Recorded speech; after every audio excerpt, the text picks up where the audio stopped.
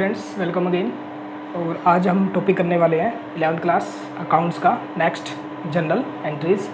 तो यहाँ से हमारे प्रैक्टिकल क्वेश्चन स्टार्ट होंगे, तो थोड़ा सा आपको यहाँ पर ज़्यादा ध्यान देना पड़ेगा। तो आज स्टार्ट करते हैं, लेट्स गो।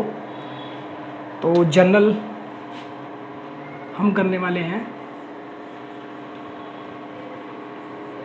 General entry. तो जनरल एंट्री अकाउंट्स में ट्रांजैक्शंस को एंटर करने का सबसे फर्स्ट स्टेप होता है, जिसको हम क्या कहते हैं, जनरल एंट्री। तो यहाँ पर जनरल के बारे में अगर बात करें हम, जर्नल इज बुक ऑफ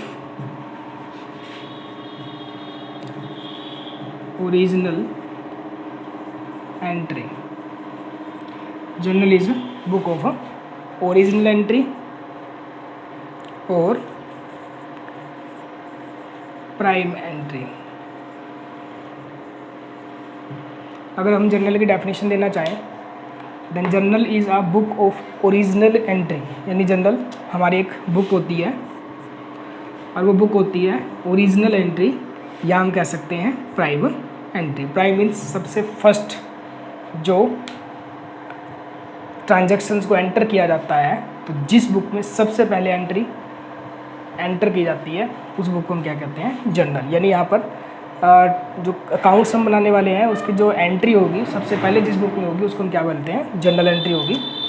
और ये जो एंट्रीज होती है from source document, source documents.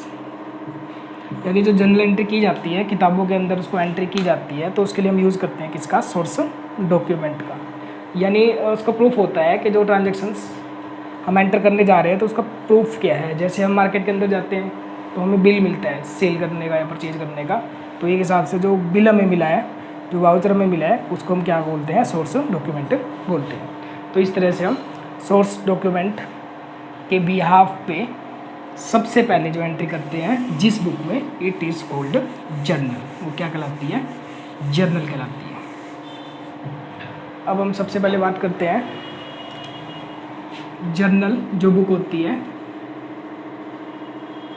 उसका फॉर्मेट क्या होता है। जो जर्नल बुक हम बनाने वाले हैं उस जर्नल बुक का फॉर्मेट क्या होगा। तो इसके अंदर कुछ कॉलम्स बनाए जाएंगे, डेट होगी, पार्टिकुलर्स, LF, लेजर वॉल्यूम, इसको भी आगे एक्सप्लेन करेंगे। उसके बाद डेबिट, क्रेडिट, अमाउंट होता है, amount of debit and amount of credit. तो ये हमारा फॉर्मेट होगा जर्नल एंट्री का। यानी जो जर्नल बुक होती है उस जर्नल बुक के अंदर ये कॉलम्स हमारे पास होते हैं। These columns are in journal book. यहाँ पर एक कॉलम वो बना सकते हैं जो वाउचर इन बिल का कॉलम होता है, तो उसकी रिक्वायरमेंट अभी नहीं होगी हमें। तो ये जो हमारा फॉर्मेट हो जाएगा वो किसका हो जाएगा, जर्नल। यानी यहाँ पर हम एक कॉलम डेट का बना के चलेंगे, एक कॉलम में पार्टिकुलर्स डिटेल आएगी, एक कॉलम में LF का मतलब होता है लेजर वॉल्यूम। तो ये आगे हम इसको एक्सप्लेन करेंगे, अभी इसकी रिक्वायरमेंट नहीं होगी। दो साइड होगी, एक डेबिट अमाउंट और दूसरा क्या होगा, क्रेडिट अमाउंट। जैसे हमने पहले लेक्चर्स में किए थे कि जो यहाँ पर हमारे पास दो साइड्स रहने वाली, डबल एंट्री सिस्टम जो हमने एक्सप्लेन किया था, उसके अकॉर्डिंग डेबिट एंड क्रेडिट दो साइड यहाँ पर रहने वाली है। वो वही दो साइड है, जितना अमाउंट डेबिट में होगा उतना ही अमाउंट कहाँ जाएगा, क्रेडिट में जाएगा। यानी each time both sides remain equal. ये दोनों साइड्स हमेशा क्या रहने वाली है, इक्वल रहने वाली है। तो ये हमारा फॉर्मेट हो जाएगा जर्नल बुक का। It is a journal book, journal book. ठीक है, कोई भी बिजनेस ट्रांजैक्शन जब भी होगी उसको हम सबसे पहले कहाँ लिखेंगे, जर्नल बुक में लिखेंगे। अब बात आती है कि जर्नल बुक में जैसे ही हम एंट्री करते हैं उसको क्या बोलेंगे, हम जर्नल एंट्री बोलेंगे। तो किस भी आप पे हम कोई भी एंट्री करते हैं। अब हम सबसे पहले ट्रांजैक्शन लेके चलते हैं। Ram started business with cash ₹1 lakh. इसमें क्या करता है कि राम बिजनेस क्या करता है, स्टार्ट करता है। कितने कैश लगा के? 1 लाख रुपए पैसा लगाता है, तो वो बिजनेस को क्या करता है, स्टार्ट करता है। तो हमने कुछ बेसिक टर्म्स की थी, वहाँ पर एक कैपिटल आया था कि what is the capital. Capital is the amount which invested by the proprietor. Proprietor जो पैसा बिजनेस में इन्वेस्ट करता है उसे हम क्या बोलते हैं, कैपिटल बोलते हैं। तो इसका मतलब जो भी पैसा बिजनेस में लगाया जाएगा, राम यहाँ क्या कर रहा है, बिजनेस स्टार्ट कर रहा है। वो बिजनेस स्टार्ट करने पर वो कितने पैसे लगा रहे हैं, वो 1 लाख रुपए लगा रहे हैं। तो ये जैसे ही 1 लाख रुपए हमारे फर्म के अंदर आएंगे, इस 1 लाख रुपए को हम फर्म के व्यू से क्या बोलेंगे, कैपिटल अकाउंट बोलेंगे। यानी यहाँ पर हमारा कौन सा अकाउंट जनरेट होता है, कैपिटल अकाउंट। ये एक बिजनेस ट्रांजेक्शन है। Ram started business with cash, it is a business transaction. हमें क्या करना होता है, जो भी बिजनेस ट्रांजेक्शन होती है, सबसे पहले हमें उसके अंदर उन अकाउंट्स को पिक करना है जिन अकाउंट्स के ऊपर उस ट्रांजैक्शन का इफेक्ट आने वाला है। तो यहाँ पे राम ने बिजनेस स्टार्ट किया है, तो जब प्रोप्राइटर बिजनेस स्टार्ट करता है तो जो पैसा लगाता है उसको हम क्या बोलते हैं, कैपिटल बोलते हैं। क्या बोलते हैं, कैपिटल। वो बिजनेस के अंदर कैश आ रहा है, तो दूसरा अकाउंट कौन सा हो जाएगा, यहाँ पर कैश अकाउंट हो जाएगा। इसका मतलब बिजनेस के अंदर जो पैसा लगाया जा रहा है 1 लाख रुपए, तो बिजनेस में पैसा आ रहा है। वो भी पैसा आ रहा है, कहाँ से आ रहा है, प्रोप्राइटर लगा रहा है। तो जो पैसा प्रोप्राइटर बिजनेस में इन्वेस्ट करता है उसको हम क्या बोलते हैं, कैपिटल बोलते हैं। क्या बोलते हैं, कैपिटल। एक्चुअल में जो कैपिटल होता है, कैपिटल किसको रेफर करता है, बिजनेस के प्रोप्राइटर को रेफर करता है। यानी किसी भी बुक्स के अंदर उसके प्रोप्राइटर का नाम अंदर कभी भी नहीं लिखा जाता। जो प्रोप्राइटर के बिहाफ पे हम एक वर्ड यूज़ करते हैं, कैपिटल। जो कैपिटल अकाउंट होता है वो किसको रेफर करता है, राम को रेफर करेगा। Ram is a person and it is personal account. तो राम पर्सनल अकाउंट है, वो कैपिटल राम को रेफर कर रहा है। तो इसका जो कैपिटल अकाउंट है, कैपिटल अकाउंट हमारा कौन सा हो जाएगा, ये हमारा पर्सनल अकाउंट हो जाएगा। Capital account is our personal account. बड़ा इंपॉर्टेंट है ऑब्जेक्टिव के लिए, capital account is the personal account because capital account refer to proprietor.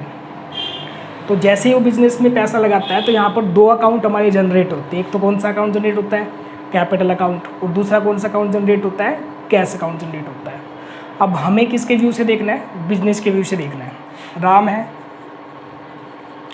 और ये बिजनेस है। राम ने बिजनेस में क्या किया, पैसे लगाए। कितने रुपए लगाए, 1 लाख रुपए लगाए। ठीक है, हम जो अकाउंट्स बना रहे हैं किसके बना रहे हैं, हम बिजनेस के बना रहे हैं, न कि हम किसके बना रहे हैं, राम के। क्योंकि राम तो पर्सनल भी काफ़ी कितने ट्रांजैक्शन करता होगा, हमें सिर्फ वही ट्रांजैक्शन लेनी है जो बिजनेस से रिलेटेड होंगी। तो हम अकाउंट्स बना रहे हैं बिजनेस का, तो हमें किसके पॉइंट ऑफ व्यू से देखना है, हमें बिजनेस के पॉइंट ऑफ व्यू से देखना है। ये सबसे इंपॉर्टेंट है। शुरू में हो सकता है कुछ प्रॉब्लम्स आएंगी, बट थोड़ा सा प्रैक्टिस करोगे तो ये चीज़ क्लियर हो जाएगी। यानी हमें सिर्फ और सिर्फ किसके बिहाफ पे देखना है, बिजनेस के बिहाफ पे देखना है। जैसे पर्सनल अकाउंट का हमने लुक किया था, debit the receiver, credit the giver. Real account का हमने रूल किया था, debit what comes in, credit what goes out. And nominal account का रूल किया था हमने, expenses are debit and incomes are credit. तो ये सारी चीज़ें हमने किसके पॉइंट ऑफ व्यू से देखनी है, बिजनेस के पॉइंट ऑफ व्यू से देखनी है। ना तो हम प्रोप्राइटर को देखेंगे, सीधा सीधा हम किसके व्यू से देखेंगे, बिजनेस के व्यू से देखेंगे। तो अब हम बात करते हैं इस एंट्री की। तो राम ने क्या किया, बिजनेस में पैसा लगाया। तो बिजनेस के पॉइंट ऑफ व्यू से क्या हो रहा है, कैश बिजनेस में क्या हो रहा है, कम्स इन हो रहा है। अगर राम की तरफ से देखो तो राम की तरफ से तो गोज आउट हो रहा है। हमें राम को नहीं देखना, हमें किसको देखना है, बिजनेस को देखना है। तो पैसा राम ने बिजनेस में लगाया, तो बिजनेस के पॉइंट ऑफ व्यू से जो कैश है, कैश क्या हो रहा है, कम्स इन हो रहा है। कैश क्या हो रहा है, कम्स इन। कम्स इन मैंने बिजनेस में आ रहा है, दाम से जा रहा है बट बिजनेस में आ रहा है। और हमने किसके पॉइंट ऑफ व्यू से देखना है, बिजनेस के पॉइंट ऑफ व्यू से देखना है। तो 2 अकाउंट हमारे जनरेट होते हैं इसमें, एक तो कैपिटल अकाउंट जनरेट होता है और दूसरा कौन सा अकाउंट जनरेट होता है, कैश अकाउंट। अब कैश हमारा क्या है, cash is our assets. Cash हमारी क्या थी, एसेट्स थी। Assets is a real account, और रियल अकाउंट का रूल था debit what comes in, credit what goes out. तो कैश बिजनेस के पॉइंट ऑफ व्यू से क्या है, कम्स इन है। कम्स इन है तो कैश का, कम्स इन का मतलब क्या होगा, कैश क्या होगा यहाँ पे, डेबिट होगा। और बात करते हैं Ram, Ram is a giver. Ram क्या है यहाँ पे, गिवर है, क्योंकि राम बिजनेस को पैसा दे रहा है, तो राम क्या हुआ यहाँ पे, गिवर हुआ। तो Ram is a personal account, और पर्सनल अकाउंट का रूल क्या था, debit the receiver credit the giver. तो इस केस में राम अभी फर्म के हिसाब से, राम क्या है, फर्म को पैसा दे रहा है, इन्वेस्ट कर रहा है, तो राम क्या हो गया, गिवर हो गया। तो राम अगर गिवर है, राम अगर गिवर है तो रूल के हिसाब से क्या होना चाहिए, क्रेडिट होना चाहिए, because giver is a credit. तो राम गिवर है तो क्या करेंगे, राम को क्रेडिट। लेकिन राम की जगह हम कौन सा वर्ड यूज़ कर रहे हैं, कैपिटल अकाउंट यूज़ कर रहे हैं, तो इसका मतलब राम के बिहाफ पे कैपिटल यूज़ हो रहा है, राम गिवर है, राम क्रेडिट होना चाहिए, इट मीन्स राम की जगह कैपिटल को हम क्या करेंगे, क्रेडिट कर देंगे। तो ये जनरल एंट्री जो बनेगी हमारी, इसमें दो अकाउंट जनरेट होते हैं, कैश एंड कैपिटल। कैश को हम क्या करेंगे, डेबिट करेंगे, क्योंकि कम्स इन है बिजनेस के पॉइंट ऑफ व्यू से। तो कैपिटल को हम क्या करेंगे, क्रेडिट करेंगे, क्योंकि ये रेफर करता है राम को, and Ram is a giver. तो यहाँ पे जनरल एंट्री बनेगी, कैश को डेबिट करेंगे और कैपिटल को क्या करेंगे, हम यहाँ पर क्रेडिट करेंगे। अब बात आती है कि हम इस फॉर्मेट में एंट्री को लिखते कैसे हैं। यहाँ तो डेट आएगी, जिस डेट को भी ये ट्रांजेक्शन्स है, जो भी डेट होगी यहाँ हम डेट लिखेंगे, और यहाँ हम एंट्री कैसे करेंगे, जो डेबिट होने वाला है उसको हम पहले लिखेंगे, जैसे कैश अकाउंट, कैश अकाउंट क्या हो रहा है, डेबिट। इसके बिल्कुल जस्ट साथ में यहाँ पर हम डी आर, डॉट में डी आर बोलते हैं डेबिट को, और सी आर किसको बोलते हैं, हम क्रेडिट को बोलते हैं। तो जो अकाउंट डेबिट होने वाला है उसको हम पहले लिखेंगे, कैश अकाउंट, यहाँ क्या लिख देंगे, डेबिट। और जस्ट इसके नीचे जो अकाउंट क्या होने वाला है, क्रेडिट होने वाला है। तो क्रेडिट कौन सा अकाउंट होना है यहाँ पर, कैपिटल अकाउंट होना है। तो क्रेडिट जो हम आइटम लिखेंगे तो उसको कैश, यानी जो हमने डेबिट में लिखा हुआ है उसी के जस्ट नीचे थोड़ा सा आगे करके, तो जैसे हम थोड़ा सा आगे करके और टू लगा के हम इसको हमेशा लिखेंगे। तो कैश अकाउंट डेबिट टू लगा देंगे, और टू क्रेडिट कौन सा अकाउंट होने वाला है, कैपिटल अकाउंट। तो ये हमारी क्या बनेगी, जनरल एंट्री बनेगी।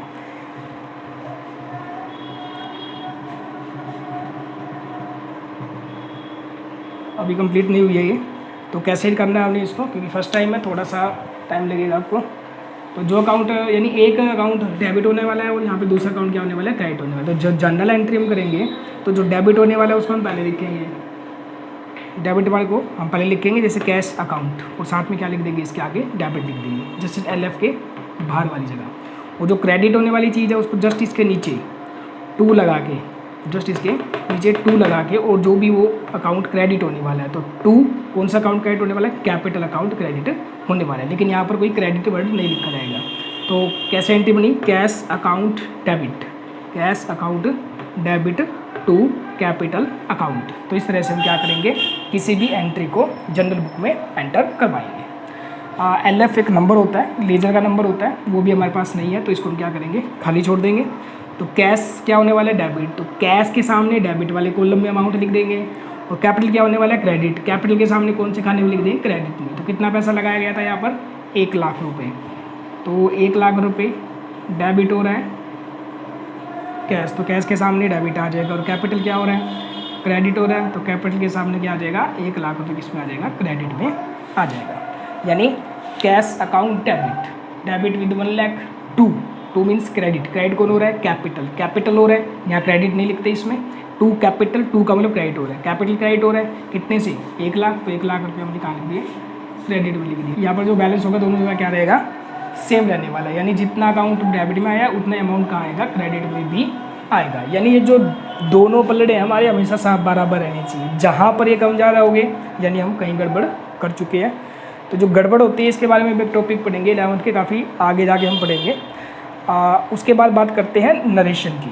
इसके जस्ट नीचे कोई भी जनरल एंट्री हम करते हैं, उस जनरल एंट्री के जस्ट नीचे एक शॉर्ट एक्सप्लेन किया जाता है इस ट्रांजैक्शन के बारे में, उसे हम क्या बोलते हैं, जनरल एंट्री की क्या बोलते हैं, नरेशन बोलते हैं। तो ब्रैकेट लगा के कैसे लिखना होता है, इसको हम फॉर या बीइंग से स्टार्ट करते हैं, या तो फॉर से स्टार्ट करेंगे या फिर बीइंग से। तो इसके अंदर में क्या लिखना होता है, जो ट्रांजैक्शन थी उसको शॉर्ट फॉर्म में हम यहाँ लिख देना कि ये एक्चुअल में क्या ट्रांजैक्शन थी। जैसे for business started with ₹1 lakh, तो इसी के नीचे एक शॉर्ट में हम क्या करेंगे, इस ट्रांजैक्शंस की डिटेल लिख देंगे कि ये ट्रांजैक्शंस क्या थी। Cash account debit 1 lakh rupees, to capital account credit 1 lakh rupees. और ये जो हमने एंट्री की है ये एक्चुअल में ट्रांजेक्शन क्या थी कि बिजनेस में पैसा लगाया गया था, बिजनेस को स्टार्ट किया गया था। तो फॉर या बीइंग से हम स्टार्ट करेंगे, या तो फॉर लगाएंगे या बीइंग लगाएंगे। For business started with ₹1 lakh, किसी भी तरह से लिख सकते हो आप अपनी लैंग्वेज में, यानी शॉर्ट फॉर्म होनी चाहिए, ऐसा नहीं कि हमने पूरी लाइन वहाँ पे लिख दी, तो किसी भी लैंग्वेज में। तो for business started with ₹1 lakh, it's narration. तो ये इस ट्रांजैक्शन की जनरल एंट्री हमारी क्या होती है, कंप्लीट हो जाती है। I think clear. और फिर भी अगर डाउट होता है तो आप मुझे ज़रूर बताइएगा कमेंट बॉक्स के अंदर। एक ट्रांजैक्शन हम वो लेते हैं, transaction number 2, purchased furniture for cash. अब हमने क्या किया, बिजनेस के अंदर हमें फर्नीचर की रिक्वायरमेंट हुई तो हमने फर्नीचर खरीदा, कैश खरीदा, यानी हमने पैसे दिए तो बदले में क्या खरीद लिया, फर्नीचर खरीद लिया। तो अब इस ट्रांजैक्शन के अंदर हम देखते हैं ये जो परचेज वर्ड आया इट इज़ अ वर्ब, ये ओनली वर्ब है, यानी हमने खरीदा है। सेकंड फॉर्म एक सिर्फ वर्ब का काम करे यहाँ पे। एक हमने परचेजेज अकाउंट किया था, it is not a purchases account, it is only verb. इस लाइन की वर्ब है कि परचेज किया हमने खरीदा है। क्या खरीदा है, फर्नीचर खरीदा है। तो यहाँ पर फोकस करने वाली बात एक तो क्या है, फर्नीचर है कि हम फर्नीचर खरीद रहे हैं, और दूसरी फोकस करने वाली बात है कैसे खरीद रहे हैं हम, कैश यानी कि पैसा देके हम खरीद रहे हैं। क्योंकि यहाँ पे उधार भी हो सकता था कि हम फर्नीचर खरीदते हैं उधार खरीदते हैं, तो उसकी बात भी हम बाद में करेंगे। तो यहाँ पर जो मेन अकाउंट जनरेट होते हैं तो 2 अकाउंट यहाँ पर जनरेट होने वाले हैं, एक तो फर्नीचर अकाउंट और दूसरा कौन सा, कैश अकाउंट। यानी इस ट्रांजैक्शन से 2 अकाउंट इफेक्ट होने वाले हैं, एक तो फर्नीचर अकाउंट इफेक्ट होने वाला है और दूसरा कौन सा अकाउंट इफेक्ट होने वाला है, कैश अकाउंट यहाँ पर इफेक्ट होने वाला है। क्योंकि डबल एंट्री सिस्टम का हमने मीनिंग क्या किया था कि जो बिजनेस ट्रांजेक्शन होती है अफेक्टेड एटलीस्ट 2 अकाउंट, वो कम से कम 2 अकाउंट्स को क्या करती है, इफेक्ट करती है। तो ये ट्रांजेक्शन्स भी यहाँ 2 अकाउंट्स को इफेक्ट कर रही है, एक फर्नीचर अकाउंट और दूसरा कैश अकाउंट। तो सबसे पहले हमें हर ट्रांजेक्शन में उन अकाउंट्स को पिक करना है जो उसमें क्या हो रहे हैं, अफेक्ट हो रहे हैं। तो यहाँ पर 2 अकाउंट इफेक्ट होने वाले हैं, एक फर्नीचर और एक कैश। सबसे पहला काम होता है अकाउंट्स को पिक करना। दूसरा काम होता है जो अकाउंट हमने पिक किया है वो कौन सा अकाउंट है। 3 अकाउंट है हमारे पास, personal, real and nominal. Furniture मैंने खरीदा है, मेरे ऑफिस के लिए खरीदा है, मैं यूज़ करूँगा, लॉन्ग टाइम के लिए यूज़ करूँगा, वैल्यूएबल एसेट्स है मेरी। तो furniture is our assets, furniture हमारी क्या हो जाएगी, एसेट्स हो जाएगी। फर्नीचर हमारी क्या हो जाएगी, assets. Similarly cash is also assets. Cash तो लगभग हर 2-3 एंट्री में कैश आता ही रहता है, जैसे अभी आया था cash is always our assets. यानी इस ट्रांजेक्शन में जो 2 अकाउंट इफेक्ट हो रहे हैं बोथ आर द एसेट्स, दोनों क्या है, एसेट्स है। और जितनी भी हमारी एसेट्स होती है बिलोंग्स टू रियल अकाउंट, वो किससे बिलोंग करती है, रियल अकाउंट से बिलोंग करती है, जो सेकंड अकाउंट था। और रियल अकाउंट का कंसेप्ट क्या था, debit what comes in, credit what goes out. तो जो हमें यहाँ पर डेबिट और क्रेडिट यानी कम्स इन या गोज आउट जो हमने देखना है वो किसके बिहाफ पे देखना है, बिजनेस के पॉइंट ऑफ व्यू से देख रहे हैं। जिस बिजनेस के हम अकाउंट बना रहे हैं उसी बिजनेस के पॉइंट ऑफ व्यू से हम देखेंगे, क्योंकि हम जहाँ से फर्नीचर खरीद के ला रहे हैं, अब जिससे हमने खरीदा हम उसके पॉइंट ऑफ व्यू से नहीं देखेंगे, क्योंकि जिससे हमने फर्नीचर खरीदा है वो फर्नीचर क्या कर रहा है, हमें दे रहा है और हमारे पास फर्नीचर आ रहा है। तो हमने हमारे पॉइंट ऑफ व्यू से देखना है कि फर्नीचर हमारे लिए गोज आउट है या कम्स इन है। जिससे हमने खरीदा उसके लिए तो गोज आउट है क्योंकि हम उससे खरीद के ला रहे हैं। हमने देखना है हमारे पॉइंट ऑफ व्यू से कि हमारे पॉइंट ऑफ व्यू से ये एसेट्स कम्स इन है फिर गोज आउट है। तो जैसे हम फर्नीचर को परचेज़ करते हैं तो फर्नीचर जो अकाउंट होगा वो हमारे लिए क्या हो जाएगा, कम्स इन हो जाएगा। क्या हो जाएगा, कम्स इन हो जाएगा, यानी फर्नीचर हमारे पास कम हो रहा है। ठीक है, हमारे पास आया। और बात करते हैं कैश की, तो जैसे हम फर्नीचर को परचेज़ करते हैं तो बदले में हम क्या देंगे, उसे कैश पेमेंट करेंगे।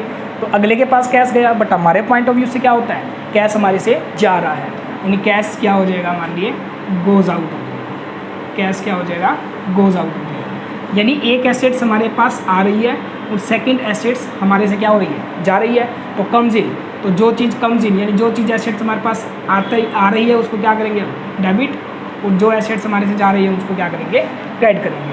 तो इस ट्रांजैक्शन में 2 अकाउंट इफेक्ट हुए, furniture account and cash account.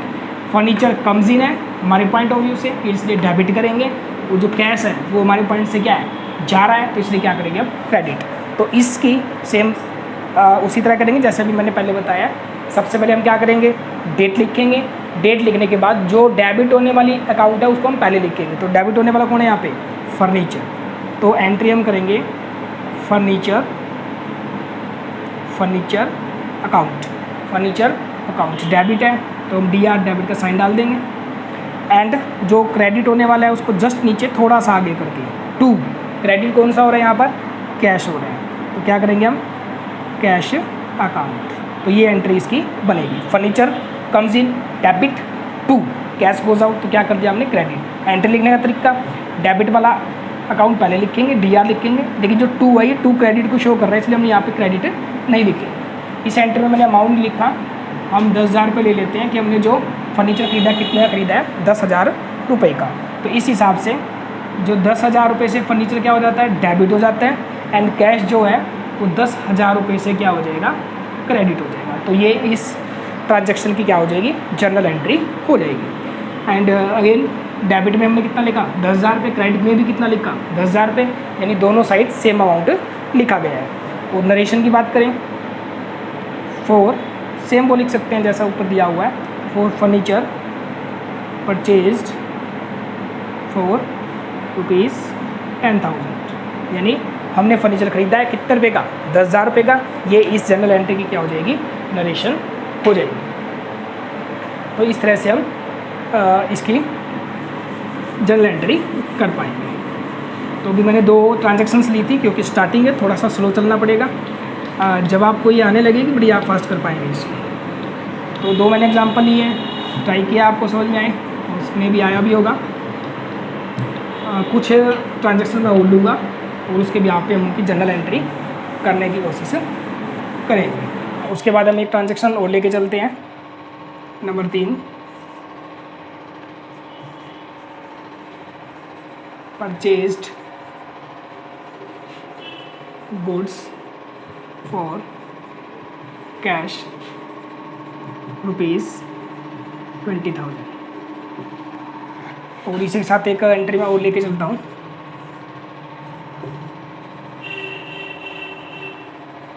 Purchased goods from Anil on credit that is 30,000। ये 2 ट्रांजैक्शन हम यहाँ पर लेकर चलते हैं। तो यहाँ पर बात करते हैं हम, सबसे पहले हम थर्ड वाली, जो थर्ड ट्रांजैक्शन है उसकी हम बात करते हैं। तो थर्ड ट्रांजैक्शन के अंदर हम देखें, हम परचेज कर रहे हैं, अगेन परचेज कर रहे हैं, लेकिन इस बार हम क्या खरीद रहे हैं, गुड्स। और गुड्स मैंने क्या बताया था, गुड्स वो आइटम होते हैं जो रीसेल करने के लिए हम क्या करते हैं, परचेज करते हैं, जिसके अंदर हम डीलिंग कर रहे हैं, उस आइटम को हम क्या बोलते हैं, गुड्स बोलते हैं। तो जो भी चीज़ मैं यहाँ पर जिस आइटम में भी डीलिंग कर रहा हूँ, मैं वो आइटम खरीदने जा रहा हूँ इस बार, यानी मैं खरीद रहा हूँ ताकि उसको क्या कर पाऊँ, मैं बेच पाऊँ। तो मैंने बताया था जब भी हम गुड्स को खरीदते हैं तो वहाँ पर कौन सा अकाउंट जनरेट होता है, परचेजेज अकाउंट जनरेट होता है। जब भी हम गुड्स खरीदेंगे कौन सा अकाउंट जनरेट होगा, परचेजेज अकाउंट जनरेट होगा। अभी हमने पीछे क्या खरीदा था, furniture.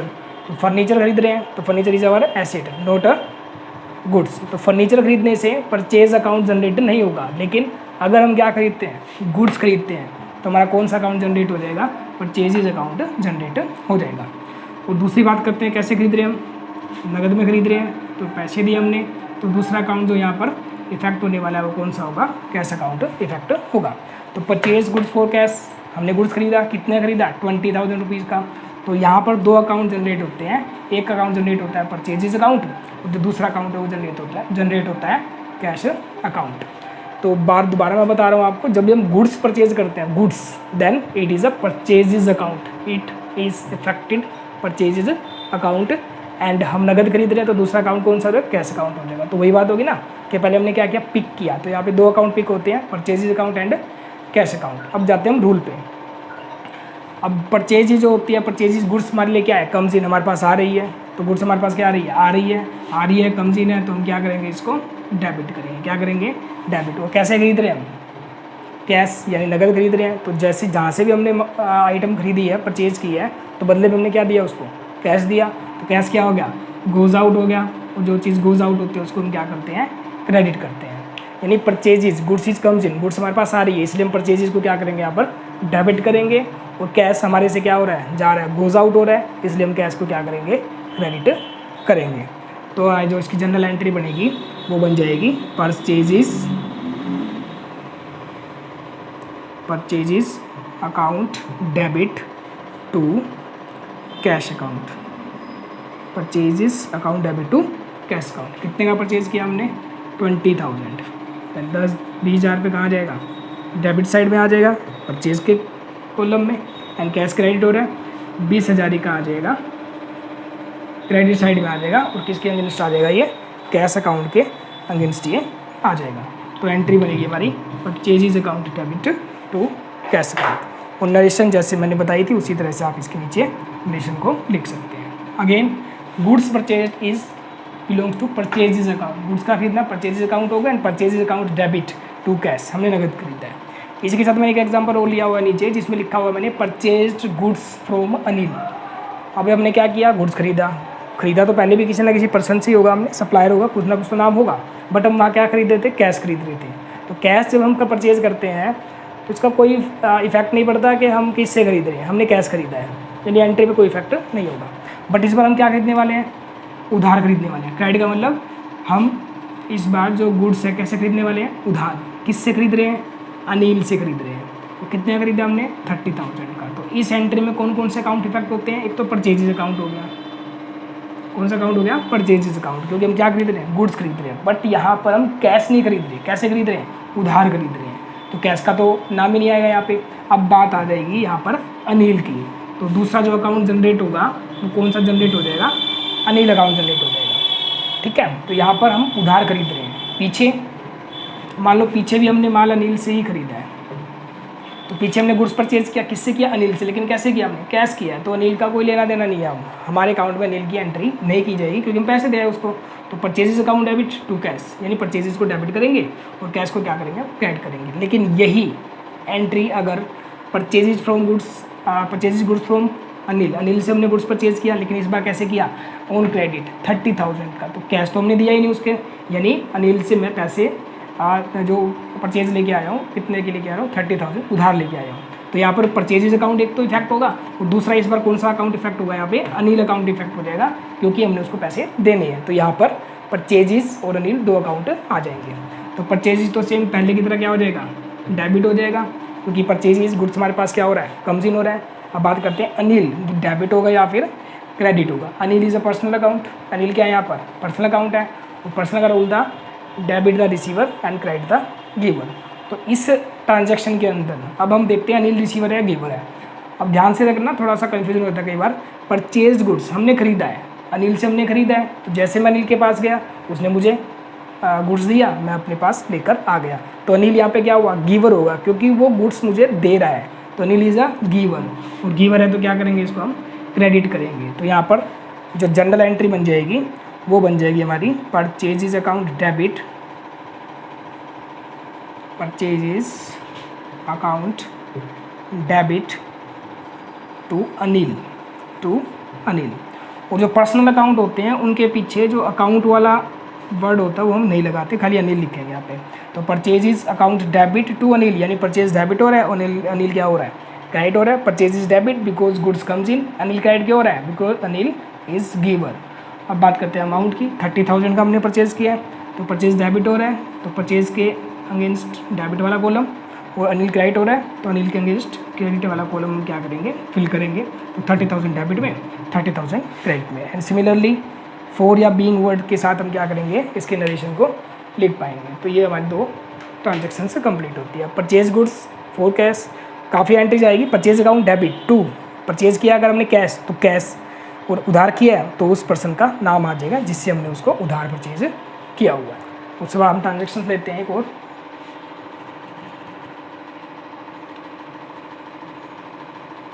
Sold goods to Ram और कैश ₹30,000, ये हमने ट्रांजेक्शन ले ली। हमने सोल्ड बेचा है, क्या बेचा है इस बार, गुड्स बेचा है। तो जब भी हम गुड्स क्या करते हैं, सोल्ड करते हैं, तो कौन सा अकाउंट जनरेट होता है, सेल्स अकाउंट। कौन सा अकाउंट जनरेट होगा, सेल्स अकाउंट। ये जो हमने बेसिक टर्म्स की थी उसमें मैंने एक्सप्लेन किया था, जब हम गुड्स परचेज करते हैं तो परचेजेज अकाउंट जनरेट होता है, और जब हम उसी गुड्स को क्या करते हैं, सोल्ड कर देते हैं, अपने कस्टमर को बेच देते हैं, तो कौन सा अकाउंट जनरेट होगा, सेल्स अकाउंट जनरेट होगा। जब भी हम गुड्स को क्या करते हैं, सेल करते हैं। किसको बेच रहे हैं हम, राम को बेच रहे हैं। कैसे बेच रहे हैं, कैश यानी नगद में बेच रहे हैं। तो दूसरा अकाउंट कौन सा इफेक्ट हो जाएगा यहाँ पर, कैश अकाउंट इफेक्ट हो जाएगा। तो सेकंड अकाउंट कौन सा इफेक्ट हो जाएगा यहाँ पर, कैश अकाउंट, क्योंकि हमने राम को किया, सेल किया, राम हमें क्या कर गया, पैसे दे गया, तो राम से अपना कोई लेना देना नहीं है, क्योंकि वो हमें पैसे देके जा चुका है। तो यहाँ पर राम का कोई रोल नहीं रहेगा। तो गुड्स सोल्ड किया है, तो एक तो कौन सा अकाउंट जनरेट हो गया, सेल्स अकाउंट जनरेट हो गया। दूसरा कैश हमें मिला है। तो ये दो अकाउंट हमने पिक किए। अब बात करते हैं जनरल एंट्री की। सेल्स के वक्त क्या होता है, गुड्स गोज आउट हो जाता है। सेल्स के वक्त गुड्स क्या हो जाता है, गोज आउट। तो गोज आउट तो क्या करेंगे, क्रेडिट करेंगे। परचेज के टाइम कम्स इन था, डेबिट किया था। सेल्स के टाइम क्या है, गोज आउट है, तो हम क्या करेंगे, क्रेडिट करेंगे। तो सेल्स अकाउंट इज़ क्रेडिट। और बात करें कैश की, तो जैसे ही मैंने गुड्स इस बार सोल्ड किया, तो जिस कस्टमर को मैं गुड्स सेल कर रहा हूँ, तो बदले मुझे वो क्या देके जा रहा है, कैश देके जा रहा है। तो साफ पता चल रहा है कैश क्या है, कम्स इन है। कैश क्या है, कम्स इन है। तो कम्स इन है तो हम क्या करेंगे, डेबिट करेंगे। तो यहाँ पर कैश तो होने वाला है debit, because cash comes in, और सेल्स क्या होने वाली है, क्रेडिट, बिकॉज सेल करने से गुड्स जो होती है वो क्या होती है, गोज आउट हो गया। तो इसकी जनरल एंट्री बन जाएगी। और डेबिट करने वाले को हम पहले लिखते हैं, तो एंट्री बन जाएगी cash account debit, cash account debit to sales account ₹30,000। Cash debit हो रहा है कैश वाले कॉलम में, सेल्स क्रेडिट हो रही है तो क्या करोगे, सेल्स वाले कॉलम में इसको लिखेंगे। और जस्ट इसके नीचे आप क्या लिख सकते हो, नरेशन लिख सकते हो, जैसे मैंने पहले बताया। एक ट्रांजैक्शन सोल्ड लेते हैं, sold goods to Ram on credit ₹14,000। हमने क्या किया, फिर गुड सोल्ड किया। तो गुड सोल्ड कर रहे हैं तो कौन सा अकाउंट जनरेट होने वाला है, सेल्स अकाउंट जनरेट होगा। कौन सा अकाउंट जनरेट होगा, सेल्स। तो गुड सोल्ड करने से कौन सा अकाउंट जनरेट हो गया, सेल्स। ये तो फिक्स हो गया कि सेल्स अकाउंट तो जनरेट हो गया। किसको सेल किया हमने, राम को। कैसे किया है, क्रेडिट। क्रेडिट मीन्स उधार किया, यानी हमारे पास कोई कैश ट्रांजैक्शन नहीं हो रहा। इस बार हम राम को अपनी जनरल एंट्री में लेकर आएंगे, बिकॉज राम वो दूसरा अकाउंट हो जाएगा जो इस ट्रांजैक्शन से क्या हो रहा है, इफेक्ट हो रहा है। तो जैसे ही मैंने कैश खरीदा था तब राम का कोई रोल नहीं था, लेकिन बेचा था सॉरी। और जैसे ही हम अब राम को क्या कर रहे हैं, क्रेडिट पे सेल कर रहे हैं, तो राम इस बार क्या हो जाएगा, हमारी जनरल एंट्री में एंटर हो जाएगा। अब बात करते हैं डेबिट क्रेडिट की। तो जैसे लास्ट अभी इस एंट्री में किया हमने, सेल में क्या हो रहा है, गुड्स गोज आउट हो रहा है, तो सेल को क्या करोगे, क्रेडिट करोगे। अब बात करते हैं राम की। Ram is a personal account, and personal account का रूल गिवर और रिसीवर होता है। हम गुड्स क्या कर रहे हैं, सेल कर रहे हैं। राम मेरा कस्टमर है, मैंने उसको गुड्स सेल की है, तो राम गुड्स मेरे से लेके जा रहा है। तो राम इस एंट्री में क्या हो रहा है, रिसीवर हो रहा है, इसलिए राम को हम क्या करेंगे, डेबिट करेंगे। क्या करेंगे, डेबिट। तो इसकी जनरल एंट्री बन जाएगी राम डेबिट। राम के आगे अकाउंट लिखेंगे, पर्सनल अकाउंट है, टू क्रेडिट क्या होने वाला है इस बार, सेम सेल्स। राम डेबिट हुआ और टू सेल्स, और अमाउंट कितना है यहाँ पर 14,000, यानी कि 14,000 रुपये से ये जनरल एंट्री कंप्लीट हो जाती है। तो दोनों को हम क्या कंपेयर करते हैं, सेल्स है, गुड सेल कर रहे हैं तो sales is credit, sales credit हो जाएगी। अब डेबिट में क्या आएगा, अगर हम सेल क्या कर रहे हैं, कैश कर रहे हैं, तो कैश कम्स इन है तो कैश डेबिट में आ जाएगा। अगर हम सेल क्या कर रहे हैं, ओन क्रेडिट कर रहे हैं, तो जिस पर्सन को हमने क्या किया है, माल उधार दिया है, उस पर्सन का नाम हम अपने अकाउंट में लेके आएंगे, और वो पर्सन क्या हो जाएगा, यहाँ पर डेबिट हो जाएगा। तो जैसे परचेज की 2 एंट्री थी, सेम उसी तरह से सेल की 2 एंट्री भी हमारे पास यहाँ पर बन जाएगी। अब 2 हम और लेते हैं, पेड सैलरी टू गोपाल ₹7,000। हमने क्या किया है, सैलरी पे की है। क्या की है, सैलरी। गोपाल हमारा एम्प्लॉई है, हम अपने एम्प्लॉय को क्या कर रहे हैं, सैलरी पे कर रहे हैं। सर एम्प्लॉयर है, एम्प्लॉयर को हम क्या कर रहे हैं, सैलरी पे कर रहे हैं। तो सैलरी फर्म के लिए क्या है, एक्सपेंसिव है, सैलरी फर्म के लिए क्या है, एक्सपेंसिस है। And expenses always debit, expenses क्या होता है, हमेशा डेबिट होता है। यानी सैलरी एक्सपेंसिस है, एक्सपेंसिस कहाँ गया था, नॉमिनल अकाउंट में, और नॉमिनल अकाउंट का रूल था expenses are debit and incomes are credit. तो सैलरी हम पे कर रहे हैं तो सैलरी हमारा अकाउंट होगा जो यहाँ पे इफेक्ट होने वाला है, और सैलरी एक्सपेंसिस है इसलिए हम सैलरी को क्या करेंगे, डेबिट करेंगे। बट यहाँ हमें लगता है दूसरा अकाउंट गोपाल इफेक्ट होने वाला है, बट यहाँ पर गोपाल इफेक्ट नहीं होगा, क्योंकि सैलरी हमने दी है तो सैलरी हमने कैसे दी होगी, कैश दी होगी, यानी हमने उसको क्या दिया हुआ है, पैसा दिया हुआ। तो दूसरा अकाउंट जो इफेक्ट होगा वो कौन सा इफेक्ट होगा, कैश अकाउंट इफेक्ट होगा। तो एक अकाउंट तो कौन सा इफेक्ट हो रहा है, यहाँ पर सैलरी अकाउंट इफेक्ट हो रहा है, और दूसरा अकाउंट कौन सा इफेक्ट हो रहा है, कैश हो रहा है। हम सैलरी पे कर रहे हैं गोपाल को, तो हमारे पास कैश कम्स इन है, गोज आउट है, क्योंकि हम दे रहे हैं उससे। तो कैश हमारे लिए क्या है, गोज आउट है, तो हम क्या करेंगे, क्रेडिट करेंगे।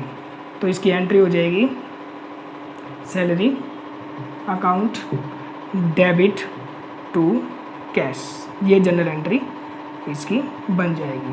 तो 7,000 रुपीज़ हमने गोपाल को क्या किया है, पे किए हैं। तो गोपाल का नाम यहाँ नहीं आएगा एक्चुअली, क्योंकि उसने काम किया, हमने बदले में उसको सैलरी दे दी, तो उससे कोई लेना देना नहीं है हमारा।